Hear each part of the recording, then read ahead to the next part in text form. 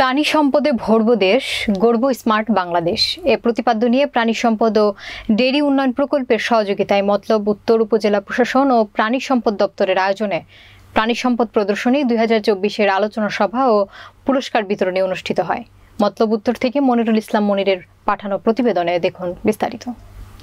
বৃহস্পতিবার মতলব উত্তর উপজেলা পরিষদ মাঠে ফিতা কেটে ও শান্তির প্রতীক পায়রা উড়িয়ে অনুষ্ঠানের উদ্বোধন করা হয়।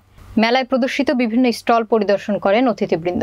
উপজেলা নির্বাহী কর্মকর্তা একি মিত্র চাকমার সভাপতিত্বে এবং উপজেলা সমাজসেবা কর্মকর্তা আনিসুর রহমান তপুর সঞ্চালনায় অনুষ্ঠানে বিশেষ অতিথির বক্তব্য রাখেন ছ্যাঙ্গারচর পৌরসভার মেয়র আলহাজ মোহাম্মদ আরিফুল্লাহ সরকার, সহকারী কমিশনার আল ইমরান খান, উপজেলা মহিলা ভাইস চেয়ারম্যান শাহিনা আক্তার, মতলব উত্তর থানার পুলিশ পরিদর্শক সানোয়ার হোসেন, উপজেলা মুক্তিযোদ্ধা সংসদের সাবেক কমান্ডার বীর মুক্তিযোদ্ধা মোজামেল হক, গজরা ইউপি চেয়ারম্যান মোহাম্মদ শহীদুল্লাহ প্রধান, ফতেপুর পূর্ব ইউপি চেয়ারম্যান আজমল হোসেন চৌধুরী।